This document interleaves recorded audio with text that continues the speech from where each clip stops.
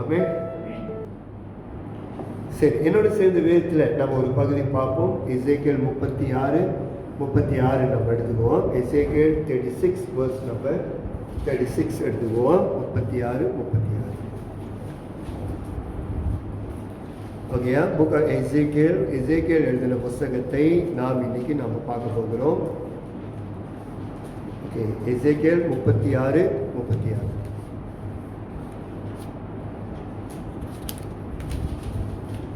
ஏன் வேதத்தை எடுத்துக்கொள்ளுங்கள். 36. ஓகேயா? இன்னைக்கு ஒரு முக்கியமான ஒரு செய்தி. சார், இந்த செய்தியை கவனமாக கேளுங்க. இந்த வீடியோ மூலியமாக பார்த்து கொண்டிருக்கிறவங்க, உங்களுடைய கர்த்தர் தேவன் இது பேச தேவன் ஆண்டவர் விரும்புகிறாரா? 36 verse நம்பர் 36 தான் நான் வாசிக்கிறேன், நீங்கள் எல்லாரும் கேளுங்க. Book of Ezekiel 36. Ezekiel book of Ezekiel 36 verse number 36 தான். கர்த்தராகிய நான் நிர்மூலமானவைகளை கட்டுகிறேன் என்றும் பாழானவைகளை பயிர் நிலம் ஆக்குகிறேன் என்றும், அப்போது உங்களை சுற்றிலும் உள்ள மீதியான ஜாதிகள் அறிந்து கொள்வார்கள். கர்த்தராகிய நான் இதை சொன்னேன், இதை நான் செய்வேன். ஓகேயா? தேவன் இஸ்ரேல் ஜனங்களுக்கு ஆண்டவர் ஒரு ப்ராமிஸ் பண்ணுறாரு. ஓகேயா? தேவன் ஒரு ப்ராமிஸ் பண்ணுறாரு இஸ்ரேல் ஜனங்களுக்கு. என்ன ப்ராமிஸ் பண்ணுறாருன்னா, நான் இனி உங்களை நிர்மூலமாக்க மாட்டேன். நிர்மூலமாக்க மாட்டேன், டிஸ்ட்ராய், உங்களை நான் அழிக்க மாட்டேன் அப்படின்றவாரு. நான் மறுபடியும் நான் உங்களை கட்டி நான் உங்களை எழுப்புவேன் அப்படின்றாரு. தென் நீங்கள் பயிர் போடுறீங்களே, அதெல்லாம் பயிர் நிலமாக நான் உங்களை ஆக்குவேன். அப்படின்னா அதோட என்னன்னா, நான் உங்களை ப்ராஸ்பெரிட்டி, நான் உங்களை ஆசீர்வதிப்பேன், உங்களை நல்ல நிலைக்கு நான் கொண்டு வருவேன் அப்படின்னு ஆண்டவர் சொல்கிறேன். இப்போ தேவன் இதை சொல்லும் போது இஸ்ரேல் ஜனங்கள்லாம் எப்படி இருந்தாங்க? அவங்க எல்லாம் சிதறடிக்கப்பட்டவங்க. பலர் பல தேசங்களில் கைதியாக இருந்தாங்க, சிறைப்பிடிக்கப்பட்டவங்க. இப்படி பல கோணத்தில் அவங்க சிதறடிக்கப்பட்டு கஷ்டத்துலேயும் வேதனையிலையும் தப்பான ராஜா கையில் அடிமையாகவும் இப்படி கடந்தாங்க. இப்போ தேவன் எசேக்கியேல் ராஜா தீர்க்கதரிசி மூலியமாக தேவன் என்ன சொல்கிறாரு? நான் இனி உங்களை எல்லாரையும் நிர்மூலமாக்க மாட்டேன், உங்களை கட்டுவேன், உங்களை மறுபடியும் செழிப்பாக ப்ராஸ்பெரிட்டியாக எல்லா விதத்திலும் நீங்கள் செய்கிற காரியங்கள்லாம் வாய்க்க பண்ணுவேன், உங்கள் நிலத்தெல்லாம் நான் வாய்க்க பண்ணுவேன் அப்படின்னு சொல்லி தேவன் ஆண்டு சொல்கிறார். சொல்லிட்டு தான் தேவன் என்ன சொல்கிறாருன்னா, நான் இதை சொன்னேன், இதை நான் செய்வேன்.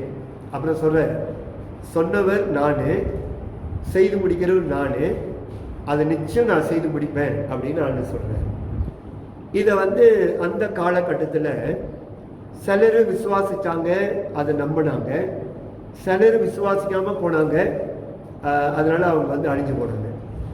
இப்போ தேவன் இன்னைக்கு நம்மளுக்கு ஆண்டவர் என்ன பண்ணுறாரு என்பதை நீங்கள் குறிப்பிடணும். நான் புக்கு இங்கே வச்சிருக்கிறேன், புக்கு இங்கே இருக்குது. ஓகே, அதனால் இந்த வீடியோவில் பார்த்து கொண்டிருக்கிற நீங்கள் உங்களுக்கு நாங்கள் வீடியோ மூலிமா நாம் உங்களுக்கு அந்த எழுத்தெல்லாம் எழுதி நான் உங்களுக்கு அனுப்புகிறேன். இது தேவன் என்னோடு பேசின ஒரு விஷயம் அப்படின்னா, நம்ம டிடிஎம்ல இருக்கிற எல்லாருக்கும் தேவன் பேசின ஒரு விஷயத்தை நான் இங்கே எழுதியிருக்கிறேன். இது தேவன் ரேமாவா அப்படின்னா உயிர் உள்ள ஒரு வார்த்தையாக என் பிள்ளைகிட்ட போய் சொல்லுங்க அப்படின்னு சொன்னாங்க. இங்கே உட்காந்துருக்கிற நீங்கள் மாட்டேன்ல, இந்த வீடியோவில் இருக்கிற நீங்கள் மாட்டேன்ல, இதை யாரும் வராமல் இது கேட்காதவங்க இதை கேட்டாலும் கர்த்தர் தேவன் உங்களுக்கு தேவன் இதை பழிக்க செய்வார். உங்கள் வாழ்க்கையில் அப்படியே தேவன் ஆண்டு செய்வார். ஓகேயா? டிடிஏ மாற்றமல்ல. ஸோ இந்த வீடியோ யாரெல்லாம் அவங்க ஒரு வேளை தேவனை அறியாதவங்களாக இருக்கலாம், ஒரு வேளை அவங்க தேவனை அறிஞ்சு ஒரு வேளை பின்மாற்றம் உள்ளவங்களாக இருக்கலாம், அல்லது சபைக்கே நீங்கள் போகாதவங்களாக இருக்கலாம். இது தேவன் இது கேட்குற பார்க்குற ஒவ்வொருத்தருக்கும் இந்த ஆசீர்வாதத்தை தேவன் பொழிய செய்வார். ஓகேயா? இது இன்றைக்கு உங்களுக்கு தேவன் கொடுத்த ஒரு காரியத்தை நான் உங்களிடத்துல நான் ஷேர் பண்ணுகிறேன். நான் முதல்ல இதை படிச்சுட்டு அப்புறம் நான் பிரசங்கத்துக்கு போகிறேன். கிறிஸ்துக்குள் நான் ஐஸ்வர்யவான் அப்படின்னா, கிறிஸ்துக்குள் நான் ஐஸ்வர்யவான். ஓகேயா? In Christ I am a rich man. ஓகேயா? ஆண்டவர் சொல்றாரு. இப்போ தேவன் என்ன சொல்றாருன்னா, தேவன் அப்பா வந்து உங்களை எப்படி பார்க்குறாருன்னா, நீங்கள் கிறிஸ்துக்குள்ளே நீங்கள் வந்து ஒரு பெரிய பணக்காரராக தேவன் ஆண்டு பார்க்குறாரு. இப்போ நீங்கள் கிறிஸ்துக்குள் நீங்கள் பணக்காரா இல்லையா என்பதை நீங்கள் தெரிஞ்சுங்க. ஆனால் உங்களோட கம்ஃபேஷன், உங்களோட அறிக்கை வந்து நான் கிறிஸ்துக்குள் எப்போதும் பணக்காரன் என்பது தான் நம்மளுடைய எண்ணமாக இருக்கணும். ஓகேயா? அதுதான் என்னோட பிரசங்கம், அதுதான் என்னோட டீச்சிங்.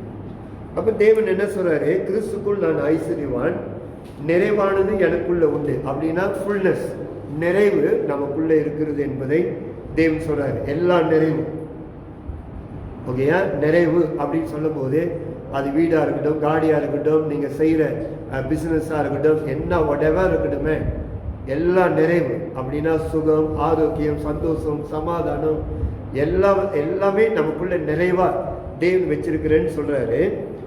நான் தேவனால் ஆசீர்வதிக்கப்பட்டிருக்கிறேன் அப்படின்னா தேவனால் நம்ம ஆசீர்வதிக்கப்பட்டிருக்கிறோம். என் காரியம் எல்லாம் கைகூடும் அப்படின்னா நாம் நினைக்கிற காரியங்கள்லாம் கைகூடும் அப்படின்னு ஆண்டவர் சொல்றாரு. நாம் நினைக்கிற காரியங்கள் கைகூடும் அப்படின்னு ஆண்டவர் சொல்றாரு.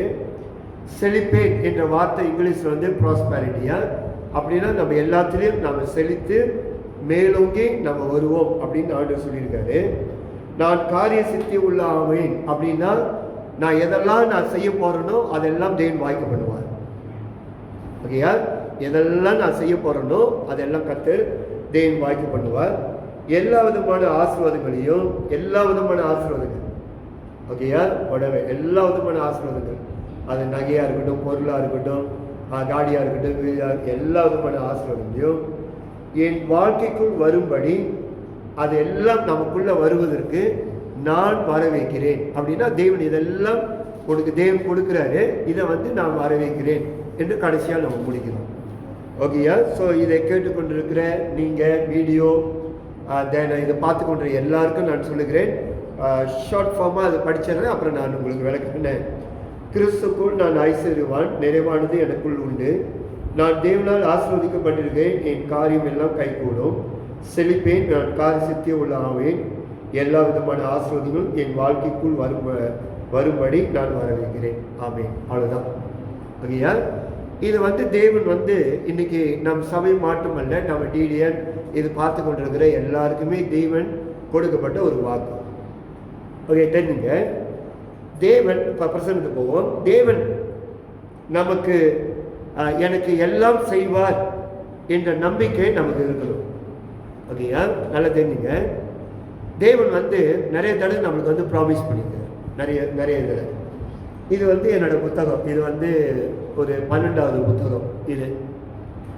இது தேவன் எனக்கு 1978 இது வரைக்கும் என்னோட வாழ்க்கையில் தேவன் நான் எனக்கு கொடுத்த ப்ராமிசஸ்லாம் இதில் எழுதி வச்சிருக்கிறேன். ஓகேங்களா? இது படித்து புக்கு கிழியும் போது நான் வேற ஒரு புக்குக்கு ட்ரான்ஸ்ஃபார்ம் பண்ணிடுவேன். வேற ஒரு புக்குக்கு நான் ட்ரான்ஸ்ஃபர் பண்ணிடுவேன். இதை நான் படித்து எவ்வளோ வாக்குத்தத்தங்கள் நான் நிறைய இதில் எழுதி வச்சிருக்கிறேன். இதை நீங்கள் காப்பி அடிக்க முடியாது. இது எனக்கு தேவன் ஆர்டர் கொடுத்தது.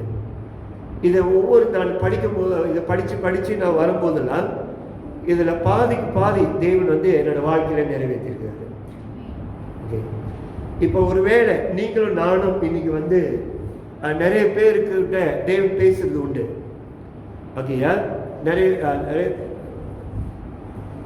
இனிமேல நடக்காது.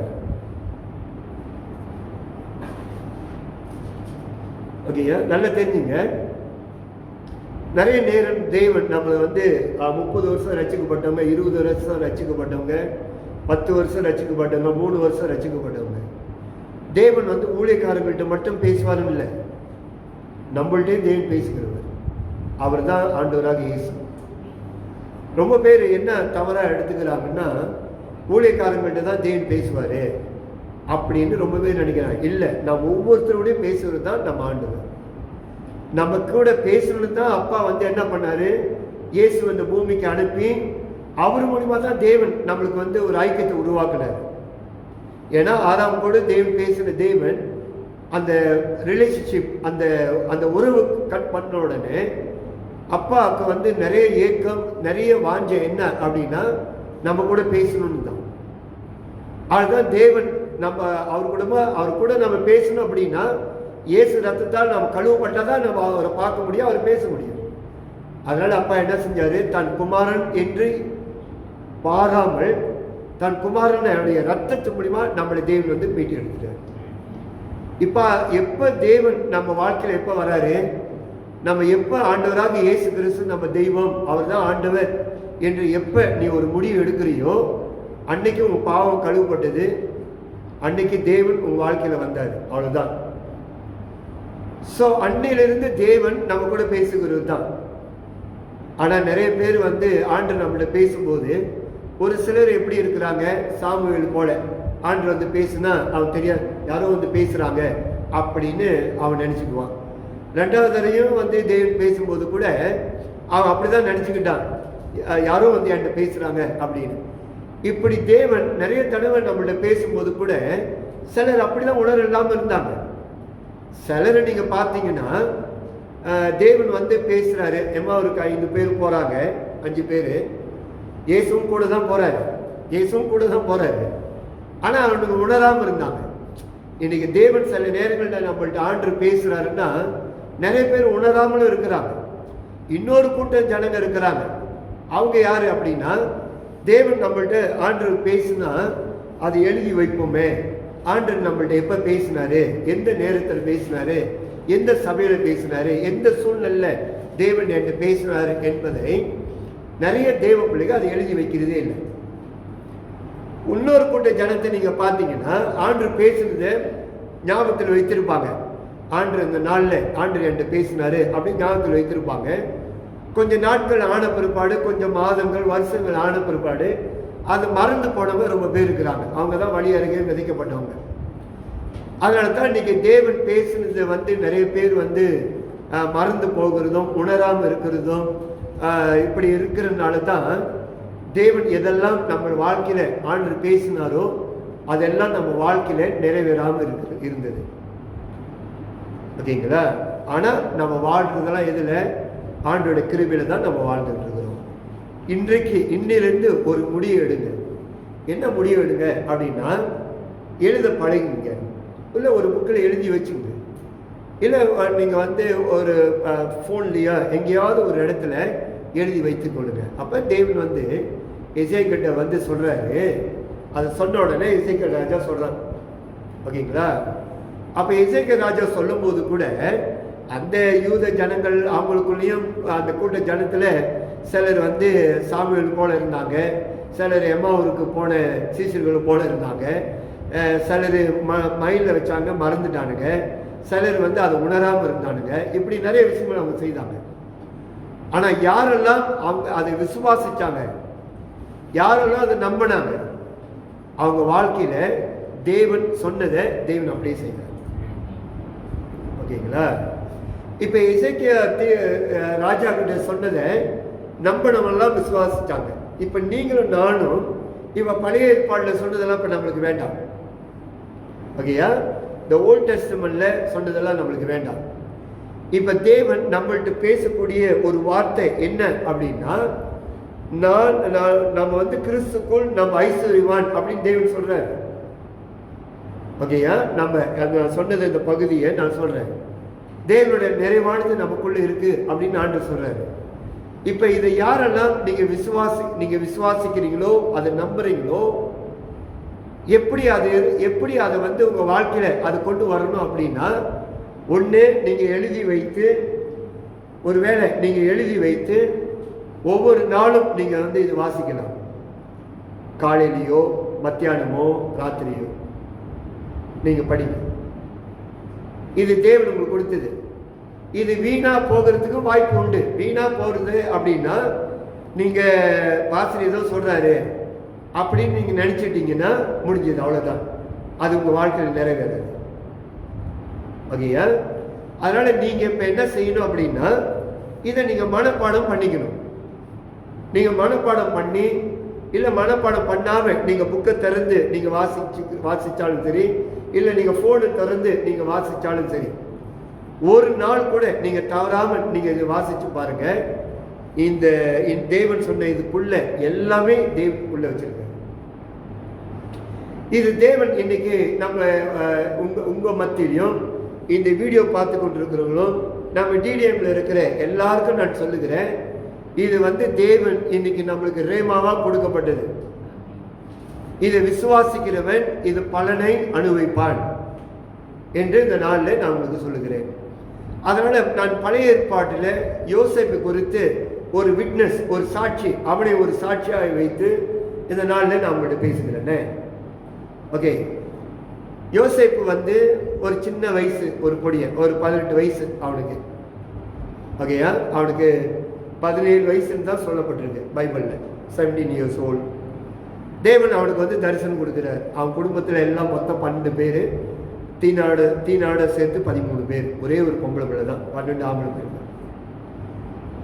ஆனால் இவன் வந்து யாக்கோப்பு வந்து ரொம்ப வயசாகி பிறந்தவன் தான் யோசேப், கடைசி பையன், லாஸ்ட் பெஞ்சமினுக்கு அடுத்தது பிறந்தவன்.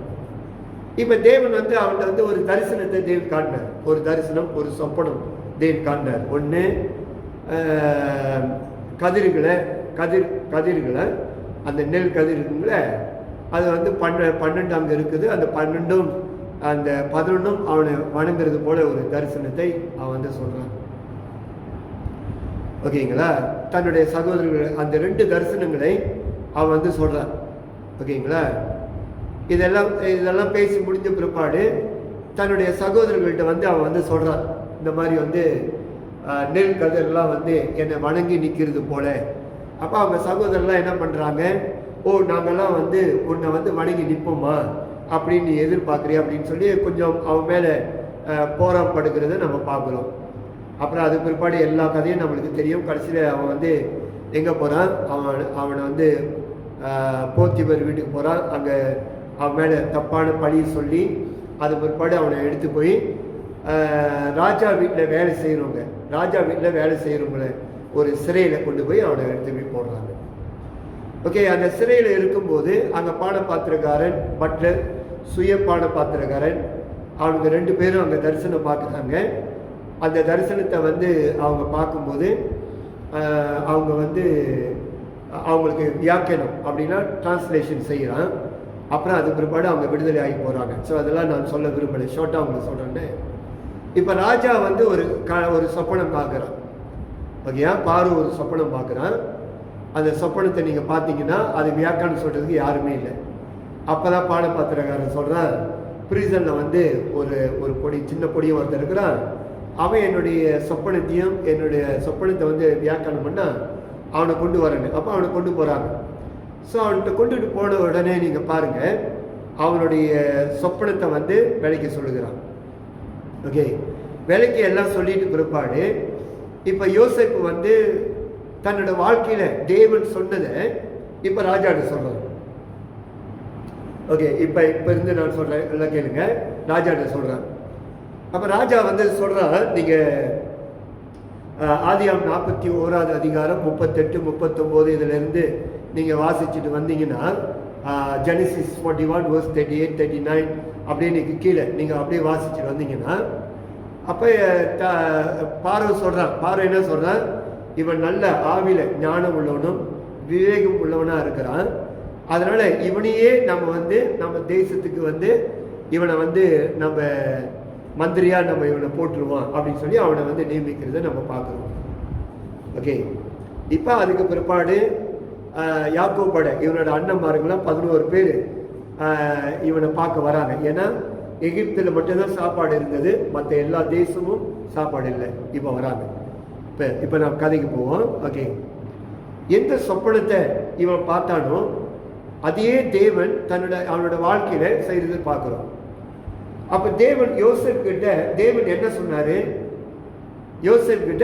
சொன்னாரு அப்படின்னா, அவனுடைய சகோதரர்கள் எல்லாருமே அவனை வணங்குவாங்க. ஒன்று. ரெண்டாவது, தேவன் அவனை எகிப்துல அவனை உயர்த்தி வைத்து அவன் மூலியமா அவனுடைய சன்னதி, அவனுடைய ஜெனரேஷனை எல்லாரும் ஆசீர்வதிக்கப்படும்படி தான் தேவன் அவனுக்கு 2 தரிசனங்களை தேவன் கொடுத்தார். நீங்க வேதத்தில் வாசிக்கலாம். ஓகேயா, 2 தரிசனங்கள். நான் ஒரு தரிசனத்தை நான் உங்களுக்கு சொல்றேன்னே. அந்த நெல் வயில 12 கட்டுகள் அதெல்லாம் அவனை வணங்கி இருக்கிறத நான் பார்க்குறோம். இன்னொரு சொப்பனத்தை கொடுத்தார். அது நீங்கள் வீட்டில் போய் நீங்கள் வாசிச்சிங்களேன். ஓகே, அது ரெண்டையும் தேவன் அவன் வாழ்க்கையில தேவன் செய்கிறார். என தேவன் யோசேப்பு கிட்ட தேவன் அது சொன்னாரோ அது தேவன் ஆண்டு செய்தார். இதுதான் தேவன் ஆண்டு தாவீதா இருக்கட்டும், மற்ற யாரா இருக்கட்டுமே, நம்ம தேவன் பழைய ஏற்பாட்டிலும் சரி புதிய ஏற்பாட்டிலும் சரி தேவன் என்ன சொன்னாரோ அதை தேவன் செய்வார், செய்து முடித்தார், செய்து காட்டினார். ஆனா இது குறித்து தான் இன்னைக்கு நிறைய தேவ பிள்ளைகளுக்கு அந்த நம்பிக்கை விசுவாசம் இல்லாதனால தான் தேவன் நிறைய விஷயங்கள் நம்மள்ட்ட பேசும்போது ஒண்ணு அது குறித்து அலட்சியமா இருக்கிறது, அது மறந்து போகிறது, அது எண்ணாம இருக்கிறது, அதை குறித்து நினைக்காம இருக்கிறது. அதுதான் தேவன் சொன்னது நம்ம வாழ்க்கையில நிறைவேறாம போனது. இப்பயாவது நம்ம ஆவியில நல்லா உணர்ந்து யோசேப்பு கிட்ட தேவன் சொன்னதை அவன் மறக்கவே இல்லை. அவன் ஒரு நாள் கூட மறக்கல. அவன் தேவன் சொன்னதை தேவன் எனக்கு செய்வார் என்ற நம்பிக்கை விசுவாசம் அவனுக்குள்ள இருந்தது. அதனால தான் அவன் ராஜா கிட்டேயே அவன் வெளிப்படுத்துகிறான். என்ன வெளிப்படுத்துகிறான்?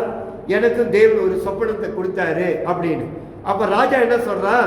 இவன் இவன் ஆவியில விவேகமான ஞானம் உள்ளவன், இவன் தேவ ஆவி பெற்றுக் கொண்டவன், அதனால இவனையே நம்ம தேசத்துக்கு மந்திரியா நம்ம போடுவோம், நம்ம தேசம் காக்கப்படும், பாதுகாக்கப்படும் அப்படின்னு ராஜாவே சொல்றான். பின்ன சொல்றான் யாரு? ஒரு புறஜாதி ராஜா. அப்ப தேவன் நம்மள்ட்ட சொன்னதெல்லாம் ஏன் வீணா போச்சு? ஏன் அதெல்லாம் நம்ம வாழ்க்கையில நிறைவேறல?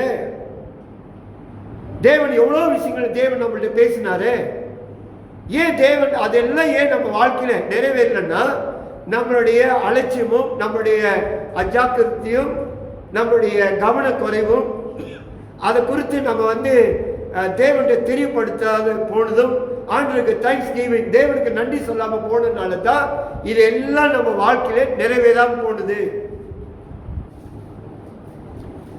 தேவன் மனுஷன் மனம் மாறுற தேவன் கிடையாது. மனுஷன் பொய் சொல்றது போல தேவன் பொய் சொல்றது இல்லை.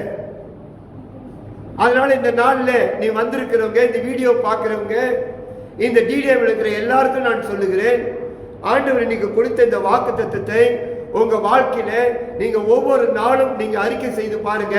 கர்த்தர் தேவன் நிச்சயம் ஆண்டவர் நிறைவேற்றுவார். சொன்னதை தேவன் மறக்கிறவர் இல்லை. நம்மள்ட்ட தேவன் ஒன்று சொல்லிட்டா அது மறக்கிறவர் இல்லை. நீங்க யோவான் 14வது அதிகாரத்துல Gospel John 13:14 13-14 எடுத்துங்க. எதெல்லாம் நம்ம தேவன்கிட்ட நம்ம கேட்டோமோ அதெல்லாம் அப்பா நம்மள்ட்ட தந்துட்டாரு. ஆனா நம்ம அதை தேவன் கொடுத்துட்டாரா இல்லையான்னு இன்னமும் சந்தேகத்தில் தான் உட்காந்துருக்கணும். அந்த 14-13 என்ன சொல்லுது? என் நாமத்துல அப்பாட்ட நீங்க எதை கேட்டாலும் அப்பா உங்களுக்கு கொடுப்பார் அப்படின்னு சொல்றாரு. 2 வசனத்துல கொடுப்பார் அப்படின்னா கொடுத்துட்டார், அவ்வளவுதான். ஆனா நம்ம அப்பாட்ட கேட்டோம், அப்பா கொடுத்துட்டாரு. அவர் கொடுத்துட்டாரா இல்லையான்னு இன்னும் நிறைய தேவ பிள்ளைங்க சந்தேகமா தான் உட்காந்துருக்காங்க. அதனால தான் அதை அவங்களால ரிசீவ் அதனால தான் அவங்களால பெற்றுக்கொள்ள முடியல. அதுதான் தேவன் இந்த நாள்ல என்ன சொல்லுகிறாரு அப்படின்னா, தேவன் என்ன சொல்லுகிறாரோ செய்கிறது தான் நம்ம ஆண்டவர். அப்ப தாவீது கிட்ட சாலமன் கிட்ட அந்த மந்திரிமார்களாம் என்ன சொல்றாங்கன்னா, உன்கிட்ட தேவன் என்ன சொன்னாரோ அதையே நீ செய் அப்படின்றாங்க. நாங்களும் உன்னோடு செய்யறோம் அப்படின்னு இஸ்ரேல் ஜனங்க சொல்றாங்க. ஜோஷுவா கிட்ட இஸ்ரேல் ஜனங்க என்ன சொல்றாங்கன்னா, தேவன் உன்கிட்ட என்ன சொன்னாரோ அதையே செய், நாங்களும் உனக்கு செய்யறோம் அப்படின்றாங்க. ஓகேங்களா? அதே தான் தாவீது கிட்டயும் தேவன் சொல்றாரு. தாவீது கிட்ட அவங்க கூட இருக்கிறவங்க என்ன சொல்றாங்க? தேவன் உன்கிட்ட என்ன சொன்னாரோ அதையே நீங்க செய்ய, நாங்களும் செய்யறோம். நம்ம செய்யறோமா? வேதத்துல இதெல்லாம் நம்ம பாக்குறியா? நீங்க எல்லாம் உட்காந்து படிச்சுட்டு இருந்தேன். ஜோஷுவாட்ட ஜனங்க சொல்றாங்க, ஆண்டவர் உன்கிட்ட என்ன சொன்னாரோ அதையே நீ செய்ய, நாங்களும் செய்யறோம். மோசே கிட்ட ஜனங்க அதான் சொல்றாங்க, ஆண்டவர் உன்கிட்ட என்ன சொன்னாரோ அதை செய்ய, நாங்களும் செய்யறோன்றாங்க. தாவீது கிட்டே அதான், சாலமன் கிட்டே அதுதான். அதுதான் இயேசு வந்து அந்த காண ஒரு கல்யாணத்துக்கிட்ட வந்த போது மரியாள் என்ன சொல்றாங்க, இயேசு என்ன சொல்றாரோ அதே செய்யுங்கன்றாங்க. நம்ம என்ன செய்யறோமா? அதனால தான் இன்னைக்கு தேவன் நம்ம வாழ்க்கையில சொன்னது வாக்குத்தத்தங்கள், தேவனோட ப்ராமிசஸ், ஆண்டவர் நம்மளை கொண்டு சொன்னதெல்லாம் இன்னைக்கு நிறைய பேர் மறந்துட்டாங்க. எப்படி இருக்கிறாங்க? சிலர் வந்து முன்னுக்கு வருவாங்க, நான் கை வச்சு ஜாப் பண்ணுவேன். ஆண்டவர் திடீர்னு ஏதாவது ஒரு ப்ராபசி, ஒரு வேர்ட் ஆஃப் விஸ்டம், ஒரு வேர்ட் ஆஃப் நாலேஜ், ஞானத்தை போதிக்க வரங்கள், ஞானத்தை உணர்த்த வரங்கள், தீர்க்க தரிசனங்கள், இதெல்லாம் தேவன் சில நேரங்களில் பேசுவார். அது அந்த பிரேயர்ல அவங்க கேட்டுதோட முடிஞ்சது, அவ்வளவுதான். அதுக்கு மேல அவங்களுக்கு அவங்க எண்ணத்துல அதை குறித்து அதை பேசவோ அறிக்கை செய்யவோ அது தேவனுக்கு நன்றி சொல்லவோ இல்ல தேவன் அது செய்வார் என்ற விசுவாசத்தோடு நம்பிக்கையோடு இருக்கவோ இன்னைக்கு நிறைய பேருக்கு அது இல்லை. அதனால தான் தேவன் சொன்னது நம்ம வாழ்க்கையில நிறைவேறாம இருக்குது. அதுதான் இன்னைக்கு இந்த செய்தியை தேவன் உங்கள்ட்ட கொண்டு வந்து என்ன சொல்றாரு அப்படின்னா, தேவன் ஆண்டவர் என்ன நம்மள்ட்ட சொல்றாரோ அதை நம்ம வந்து செய்யணும். நீங்க அறிக்கை செய்யும் போது, அது படிக்கும் போது, இல்ல அது குறித்து நீங்க நம்பிக்கையா இருக்கும் போது தான் கர்த்தருடைய கிரியைகளை நீங்க பார்க்க முடியும், பார்க்க முடியாது. அப்ப நான் மறுபடியும் உங்களுக்கு சொல்றேன், கிறிஸ்துக்குள் நீங்கள் ஐஸ்வர்யவான்கள், நிறைவானது உங்களுக்குள் உண்டு, நீ தேவனால் ஆசீர்வதிக்கப்பட்டவன், உன் காரியம் எல்லாம் கைகூடும், நீ செழிப்பாய், நீ காரிய சித்தி உள்ளவனாவாய், எல்லா விதமான ஆசீர்வாதங்களும் உன் வாழ்க்கைக்குள் வரும்படி நான் என் வாழ்க்கைக்குள் வரும்படி நான் எல்லாத்தையும் நான் வர வைக்கிறேன். நான் என்ற இடத்துல நீங்க அப்படின்னு போட்டுக்கலாம். நீங்க படிக்கும்போது நான் என்ற இடத்துல ஏன் போட்டுக்கலாம், உன் போட்டுக்கலாம். நான் நீங்க எழுதியிருக்க, நான் ஏன் நீங்க போட்டுக்கலாம், எப்படி வேணாலும் நீங்க படிச்சுக்கலாம்.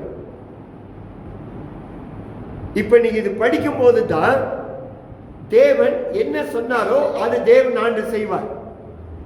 ஏன்னா தேவன் வந்து மனம் மாறுகிற தேவன் அல்ல, சொல்லிட்டு மனம் மாற மாட்டாரு, மனுஷன் மாறிடுவான். அப்ப தேவன் இன்னைக்கு வந்து இவ்வளவு பெரிய ஒரு ஆசீர்வாதமான ஒரு வார்த்தை, இவ்வளவு ஒரு ரேமான ஒரு வார்த்தை, இவ்வளவு உயிர் உள்ள ஒரு வார்த்தையை தேவன் நம்மளுக்கு கொடுத்திருக்கிறாரு. இது இனி நம்மளோட வாழ்க்கையில இதை எப்படி நம்ம பார்க்க போறோம்? அப்ப யோசேப்பு பாருங்க, யோசேப்பு நான் சுருக்கமா சொல்றேன். யோசேப்புக்கு வந்து அது தரிசனம் கொடுத்தது 17 வயசுல. ஓகேயா, 17 வயசு. அவருடைய ஒட்டுமொத்த பிரச்சனை வந்து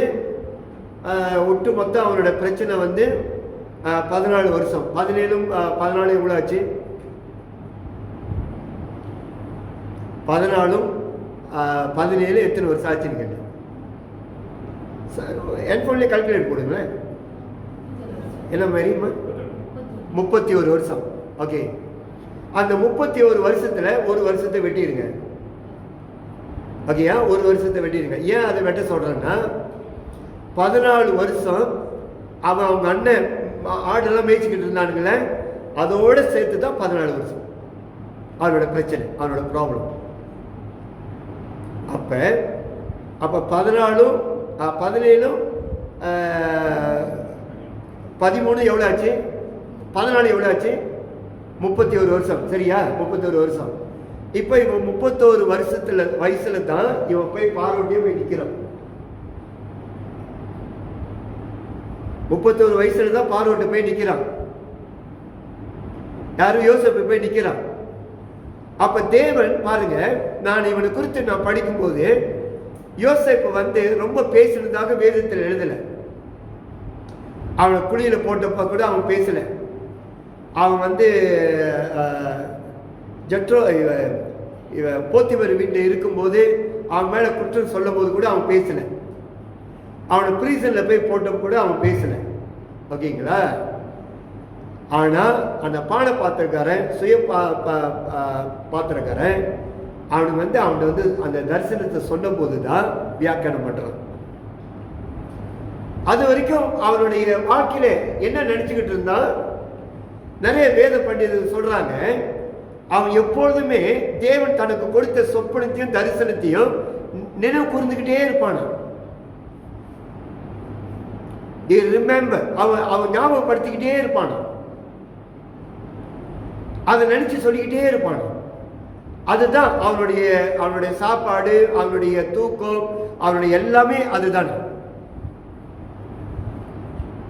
இப்ப இந்த 14 வருஷம் தேவன் அவனுக்கு கொடுத்த அந்த தரிசனத்துல எல்லாமே அதுதான் அவனுக்கு அந்த ஞாபகமா இருந்தது. அதுதான் இப்ப நான் உங்கள்கிட்ட என்ன சொல்லுகிறேன் அப்படின்னா, ஒரு புக்கில் எழுதி வைங்க, இல்லை நீங்க போன்ல நீங்க வாட்ஸ்அப்லயோ எதுலையோ நீங்க ஞாபகப்படுத்தி வைங்க. நீங்க ஒவ்வொரு தடவையும் நீங்க ஒவ்வொரு நாளும் நீங்க நினைக்கணும். அது நீ காலையில் நினைச்சாலும் சரி, மத்தியானம் நினைச்சாலும் சரி, ராத்திரி நினைச்சாலும் சரி, எனக்கு டைமே இல்லை அப்படின்னு நீங்க சொல்லவே கூட வேண்டாம். இல்லை உங்களுக்கு ரொம்ப கஷ்டமா இருக்கு அப்படின்னு நீங்களே வாய்ஸ் ரெக்கார்ட் பண்ணிங்க. நீங்க படிக்கிறதுக்கு சோம்பேறியா இருந்தா, பார்க்கறதுக்கு சோம்பேறியா இருந்தா, நீங்களே வாய்ஸ் ரெக்கார்ட் பண்ணி நீங்களே தூங்குற டைம்ல இப்படி காதுல நீங்க போட்டு கேட்டீங்கன்னா ஒவ்வொரு தடவையும் அது உன்கிட்ட பேசும். நீ பேசு, அது அப்படியே உன்னுடைய எண்ணத்துல ஞாபகப்படுத்தி நீ கொண்டு வந்துரு. அதுதான் உன்னுடைய உயிரா மாறட்டும், அது ரேமாவா மாறட்டும். உன் சித்தில இதை தவிர வேற எதுவுமே இருக்க வேண்டாம், அப்படி நீ கொண்டு வந்துரு. இன்னும் நீ நிறைய விஷயங்கள் நீ எழுதி வச்சிருக்கல, அதையும் நீ கொண்டு வா, ஒன்றும் பிரச்சனை இல்லை. இது மெயினா நீ வச்சுக்க. இது உனக்கு தேவன் கொடுக்கிற ஆசீர்வாதமான ரேமாவான வார்த்தை. அப்ப இஸ்ரேல் ஜனங்க எசேக்கியேல் சொல்லும் போது சிலர் கிண்டல் பண்ணாங்க, சிலர் சிரிச்சாங்க, இவனுக்கு அந்த வேலையே இல்லை அப்படின்னாங்க. சிலர் அதை குறித்து எண்ணாம இருந்தாங்க, அப்படியே இருந்தாங்க. ஆனா யோசேப்பு அப்படி இல்லை. அவனை குழியில போடும்போது நல்லா தெரிஞ்சுங்க, அவனை குழியில போடும்போது அவனுக்கு தேவன் கொடுத்த சொப்பனம் தரிசனம் இருக்குல்ல, அதோட தான் அவன் உள்ள விழுந்தான். அவனை போத்திபர் வீட்டுல அவன் இருக்கும்போது அந்த போத்திபர் மனைவி அவன் மேல தப்பா சொல்லும் போது எல்லாருமே அவனை கிண்டல் பண்ணி அவனை நியாய தீர்ப்பு செய்யும் போது, அவனை ஜட்ஜ்மெண்ட் பண்ணும் போது கூட அவன் மைண்ட்ல ஓடிக்கொண்டே இருந்தது என்ன தெரியுங்களா? தேவன் அவனுக்கு கொடுத்த சொப்பனம் தரிசனம் தான் ஓடிக்கிட்டு இருந்தது. அவங்க சொன்ன அந்த ஃபெயிலியான பொய் சாட்சிகள், பொய் குற்றச்சாட்டுகள், இதெல்லாம் அவன் மைண்ட்ல இல்லை. இப்ப இவனை கொண்டு போய் பிரீசன்ல போட்டாங்க பாருங்களேன். பிரீசன்ல போய் போட்டாங்க. அங்கேயும் ஆண்டவர் என்ன பண்ணாரு? அதை தான் அவன் நினைச்சுக்கிட்டு இருந்தான். எப்போ 14 வருஷம் அதை தான் நினைச்சுக்கிட்டே இருந்தான். அதை உயிர் உண்டாக்குவதற்கு நல்லா தெரிஞ்சுங்க, அவனுடைய தரிசனத்தை உயிர் உண்டாவதற்காக தேவன் என்ன பண்ணாரு? இன்னொரு வசனத்தை நான் உங்கள்ட்ட சொல்லிடுறேன்.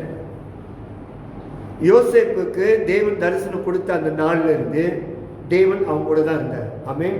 விட்டு விலகல. என்னைக்கு நீ இயேசுட்ட வந்தியோ அன்னையிலேருந்து இது வரைக்கும் தேவன் உன்னை விட்டு விலகல, உங்க கூட தான் இருக்காரு. அதை நீங்க முதல்ல மைண்ட் செட் பண்ணீங்க. ஓகே.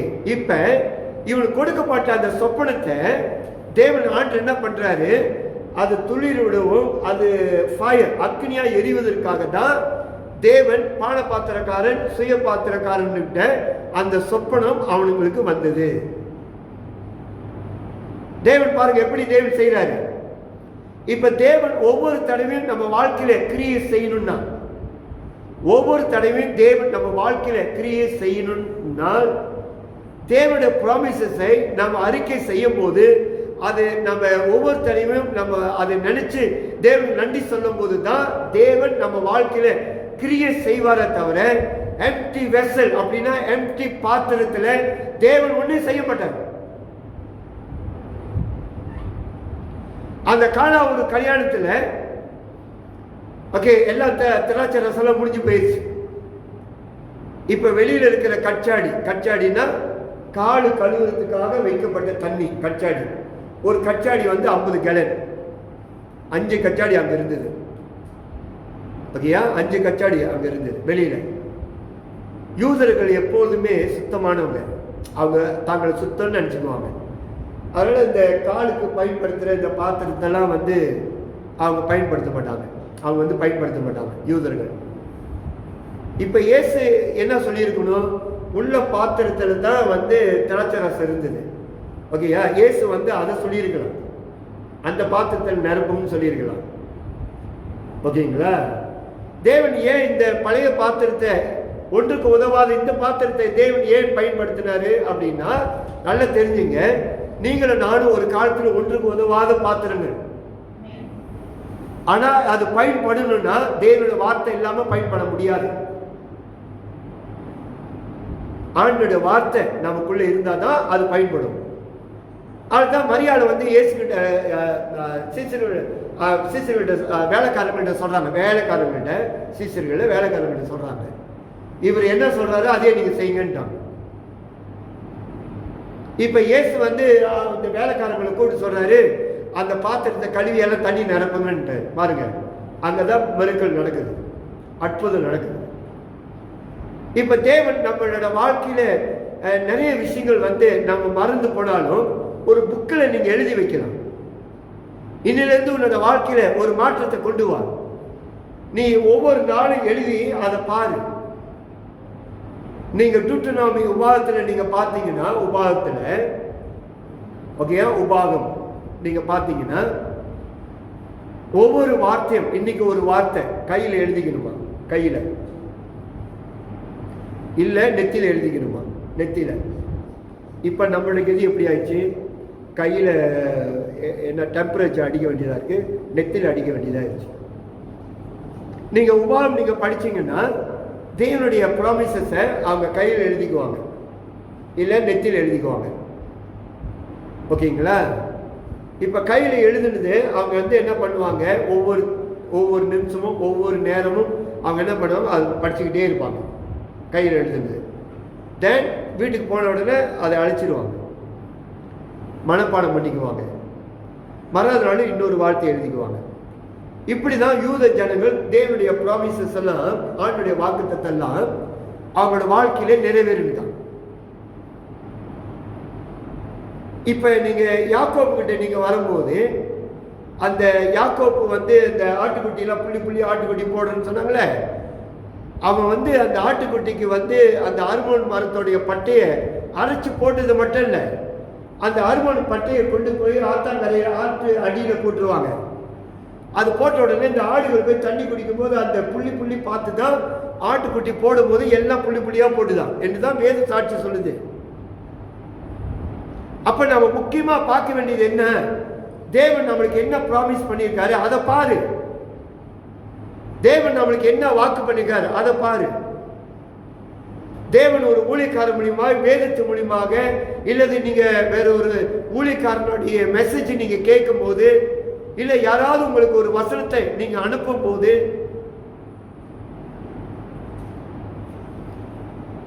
ஏன் நான் உங்களுக்கு சொல்லுகிறேன்னா, ஆண்டு சொன்னா அப்படியே தேவன் செய்வார்.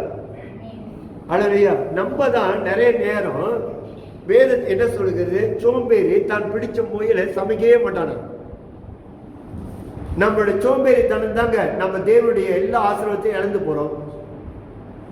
நம்மளுடைய சோம்பேறி தனத்தினால தான் நம்மளுடைய கன்ஃபெஷன் அறிக்கையிலிருந்து நாம் பின்மாற்றமா போறோம்.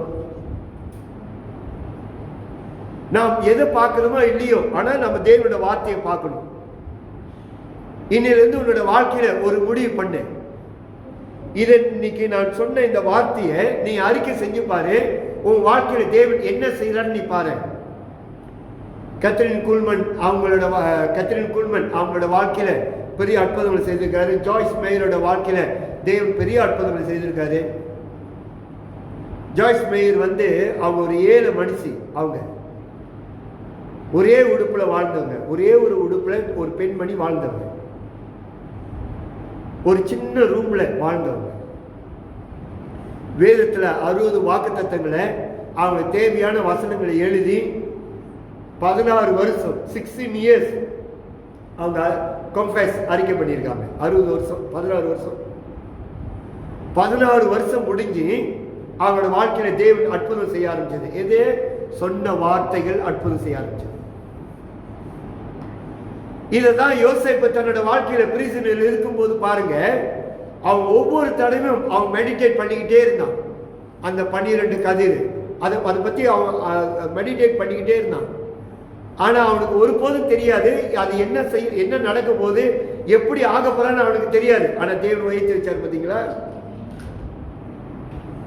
இன்னைக்கு நம்ம வாழ்க்கையில வருகிற எல்லா உயர்வும் தேவன் என்ன நம்ம வாழ்க்கையில சொன்னாரோ அதுதான் உயர்வு. பழைய ஏற்பாட்டுல தேவன் நிறைய தேவ மனுஷர்களை உயர்த்தி வச்சிருக்கிறாரு. அந்த உயர்வு இல்லை நமக்கு. பழைய ஏற்பாடுல தாவீது, யோசேப்பு, ஜோஷுவா, மோசே, இப்படி பழைய நிறைய பேர் தேவன் உயர்த்தி வச்சாரு. அவங்களோட உயர்வு இல்லை நமக்கு. நம்மளுடைய எல்லா உயர்வும் தேவனுடைய உயர்வு. அப்ப தேவன் என்ன நமக்கு சொன்னாரோ அதை எழுதி வச்சு மனப்பாடம் பண்ணி அதை நீங்க அறிக்கை செய்து தேவனுக்கு நன்றி சொல்லி ஒவ்வொரு நாளும் நீங்க செஞ்சு பாருங்க. அங்கதான் தேவன் உன்னை உயர்த்துவார். நான் உன்னை மணிக்கணக்கிலையா பார்க்க சொன்னேன். நான் இதுல எவ்வளோ எழுதி வச்சிருக்கிறேன். இதுல எனக்கு ஓகேங்களா, 20 நிமிஷத்துல நான் படிச்சு முடிச்சிடுவேன். 20 நிமிஷம் 20 மினிட்ஸ்ல எல்லாம் படிச்சிடுவேன். இது படிக்கும் போது ஃபோனு, வாட்ஸ்அப் எதுவுமே பார்க்க மாட்டேன். இதில் தான் என்னோட கான்சென்ட்ரேட் இருக்கும். எல்லாத்தையும் படித்து முடிச்சுட்டு, ஆண்டவரே இதில் நீர் எனக்கு சொன்னது எல்லாத்தையும் நீ நிறைவேற்றி முடிச்சதுக்காக நன்றி ஆண்டவரேன்னு சொல்லிடுவேன். முடிச்சு அவ்வளோதான். இது ஒவ்வொரு தடவையும் நான் செய்கிறேன். நான் ஆண்டவர் நம்மள்ட்ட சொல்லிட்டாரு. நம்ம அவர்கிட்ட நம்ம இது அறிக்கை செய்யும் போது அது நிறைவேற்றாமல் தேவன் இருக்க மாட்டாரு.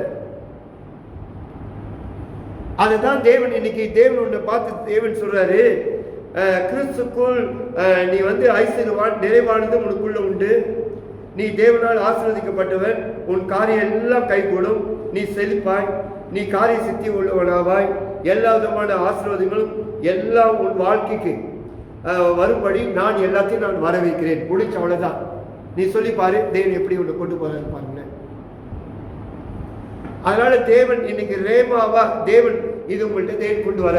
இது உங்களுக்கு மட்டும் இல்லை, நம்ம சபைக்கு, நம்ம டிடிஎம்ல இருக்கிறவங்க, இந்த சிங்கப்பூர்ல மாட்டிக்கொண்டு இருக்கிறவங்க, சிங்கப்பூர்ல இருக்கிற நம்ம ரெட்டிமர் சபையில் இருக்கிற விசுவாசிகள், இனி இந்த வீடியோ பார்த்து கொண்டு தேவனை அறியாதவங்க, இன்னும் வேற சபையில் உள்ளவங்க, பின்மாற்றமா இருக்கிறவங்க, தயவு செய்து நீங்க எல்லாரும் இதை நம்புங்க. நீங்க எப்படி இருப்பீங்க நீங்க பார்ப்பீங்க. நான் உங்களுக்கு ஒரு சேலஞ்சே பண்றேன்னு நான் தேவன் சொல்லல, நான் சொல்றேன். நான் உங்களுக்கு ஒரு சேலஞ்ச் பண்றேன்னு. ஓகே, இந்த இப்ப நம்ம 9ஆம் மாசம் முடிய போகுது.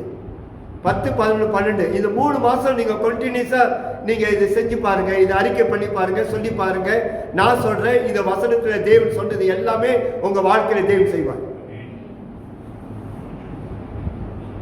நான் பார்த்த உண்மை. ஏன்னா நம்ம ஆண்டு பொய் சொல்ல மாட்டாரு, பொய்யே சொல்ல மாட்டாரு, மனசும் மாற மாட்டாரு. நல்ல தேவன். இன்னைக்கு ஆண்டு இதுதான் எனக்கு சொல்லி அனுப்பினாரு. ரொம்ப விசேஷமா இருக்குது. அதனால தான் நான் எவ்வளோ மெசேஜ் கொடுத்துருக்கேன். இன்னைக்கு மெசேஜ் வித்தியாசமா நான் உங்களுக்கு சொல்றேன். அதனால தேவன் சொன்னதை நம்புங்க. தேவன் எப்படி உங்களை மாத்தினான்னு நீங்க பாருங்க. ஓகேயா? அப்படியே நீங்க அந்த 3 மாசத்துல சொல்லி இது எல்லாம் ஒரு நாள் கூட நீங்க மிஸ் பண்ணக்கூடாது. நீ ஒவ்வொரு நிமிஷமும் படிக்கணும்னு சொல்ல, நீ ஒரு தடவை நீ படிச்சா போதும். ஓகேங்களா? வேலை செய்யறவங்க நீங்க ராத்திரி படுக்க போற நேரத்தில் நீங்க இது படிச்சா போதும். இன்னும் தேவன் உனக்கு எதெல்லாம் கொடுத்துருக்காரு அதெல்லாம் நீங்க வாசிங்க, ஒன்றும் பிரச்சனை இல்லை. முதல்ல இதை வாசிச்சிரு. நீங்க ஒவ்வொரு தடவையும் இதை வாசிச்சு நீங்க பாருங்க. உங்க வாழ்க்கையில தானாவே நிறைய மாற்றங்கள்லாம் ஏற்படும். நிறைய மாற்றங்கள் ஏற்படுயா, நிறைய மாற்றங்கள் ஏற்படும். நான் உங்களுக்கு சொல்லுகிறேன். ஏன்னா இன்னைக்கு தேவன் சொல்லி என்னை அனுப்பினாரு. அதான் இன்னைக்கு உங்கள்கிட்ட சொல்றேன். அதனால இதை நீங்க செஞ்சு பாருங்க. தேவன் நிச்சயம் உங்களை தேவன் ஆண்டவர் ஆசீர்வதிப்பார். நான் உங்களோட சேலஞ்ச் பண்ணுகிறேன். ஆமென். அல்லேலூயா. நான் உங்களோட சேலஞ்ச் பண்றேன்.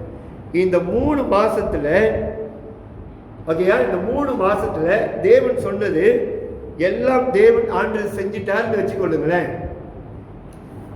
தேவன் செய்யறாருன்னு வச்சுக்கொள்ளுங்க. தேவன் செய்யறாருன்னு வச்சுங்க. ஓகேயா? எல்லாம் என்னென்ன நடந்தது, தேவன் என்னெல்லாம் தேவன் எழுதியிருக்கிறாரு. ஓகேயா? இப்ப இது என்ன எழுதியிருக்கா என்பதை நான் உங்களுக்கு வேலைக்கு சொல்லிடுறேன். அப்ப உங்களுக்கு தெரியும். நீங்க இதெல்லாம் படிச்சுட்டு என்ன இருக்கு அப்படின்னு. ஓகே, ஃபர்ஸ்ட் கிறிஸ்துக்குள் நான் ஐஸ்வர்யவான். அப்படின்னா அதோட அர்த்தம் என்ன அப்படின்னா, நம்ம இயேசுக்குள்ள இருக்கிறோம், நம்ம பணக்காரங்க. ஆமென். நாம் ஏழை இல்லை. தரித்திரமானவும் கிடையாது. அதுதான் அதோட அர்த்தம்.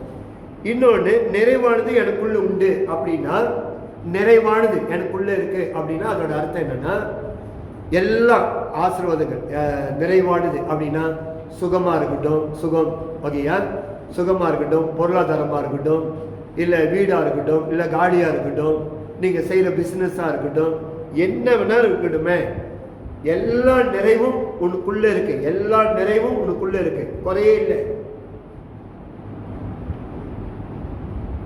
ஓகே. இப்ப வீடு வந்து ரெண்டல் இருக்கிறவங்க அப்படின்னா உங்களுக்கு வீடு வந்து ஒரு குறைவு தானே, அது வந்து உங்களுக்கு சொந்த வீடு இல்லையா, எவனுக்கும் காசு கட்டியில் நீங்க இருக்கிறீங்க, அப்ப அது குறை தானே.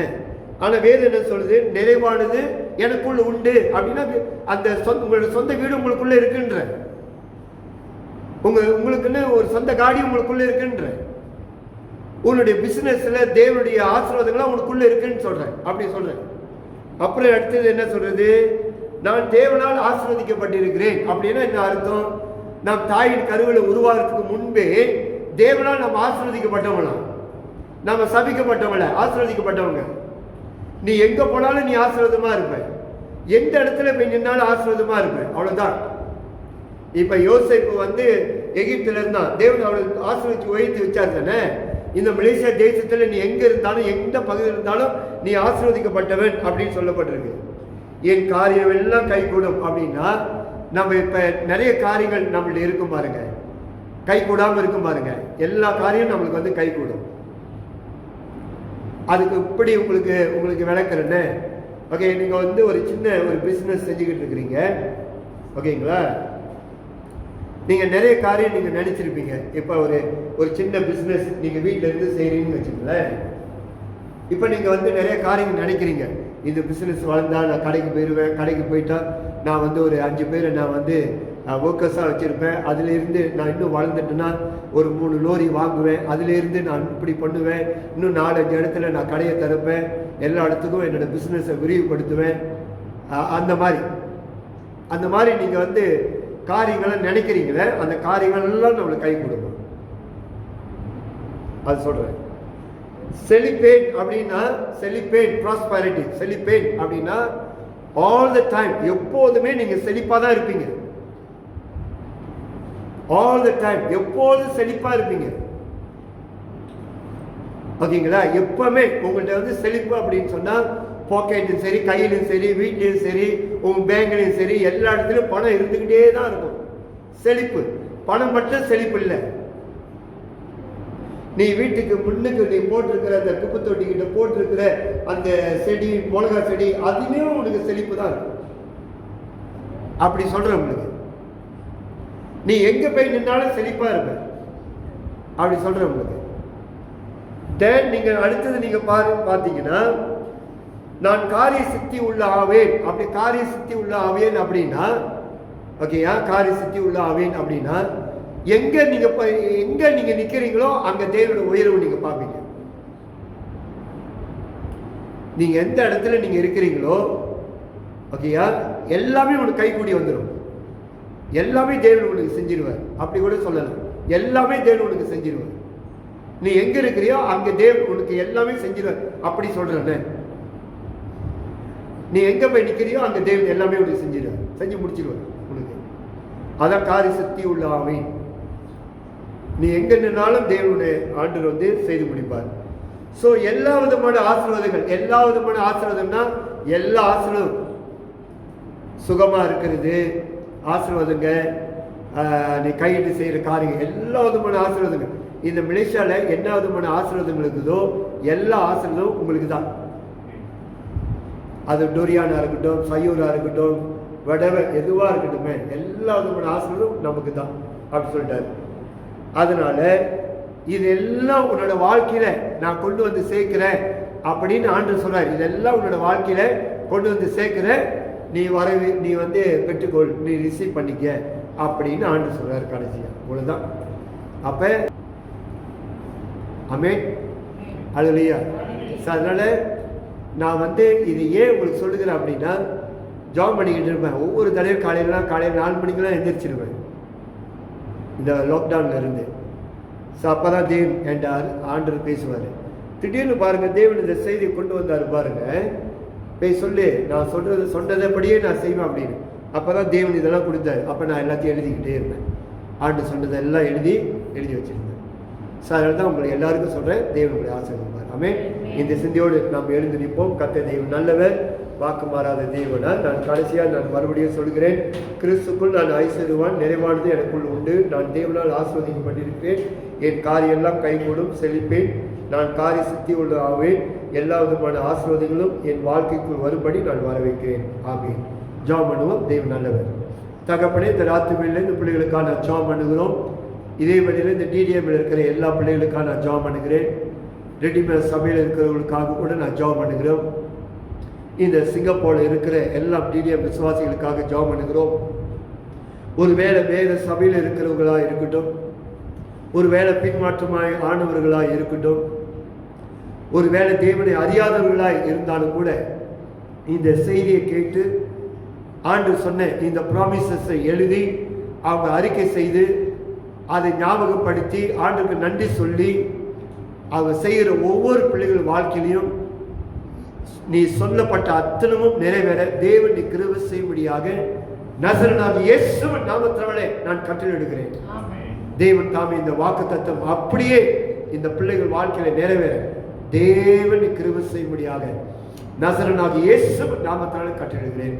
இந்த பிள்ளைகளை ஆசீர்வதிக்கிறேன். உடைய மகிமையை மூடிக்கொள்ளும். இயேசுவின் நாமத்தில் ஜெபிக்கிறோம் அன்பு தகப்பனே. ஆமென், ஆமென். என் ஆத்மாவே கர்த்தரை ஸ்தோத்திரி, என் முழு உள்ளமே நாமத்தை ஸ்தோத்திரி. என் ஆத்மாவே கர்த்தரை ஸ்தோத்திரி, கர்த்தர் செய்த சகல உபகாரங்களையும் ஒருபோதும் மறவாதே. ஆமென், ஆமென், ஆமென். கர்த்தர் நல்லவர், அவர் கிருபை என்று உள்ளது. கர்த்தர் நல்லவர், அவர் கிருபை என்று உள்ளது. கர்த்தர் நல்லவர், அவர் கிருபை என்று உள்ளது. ஆமென். சரி, God bless you. தேவன் உங்களை ஆசீர்வதிப்பாராக. Amen. Praise the Lord.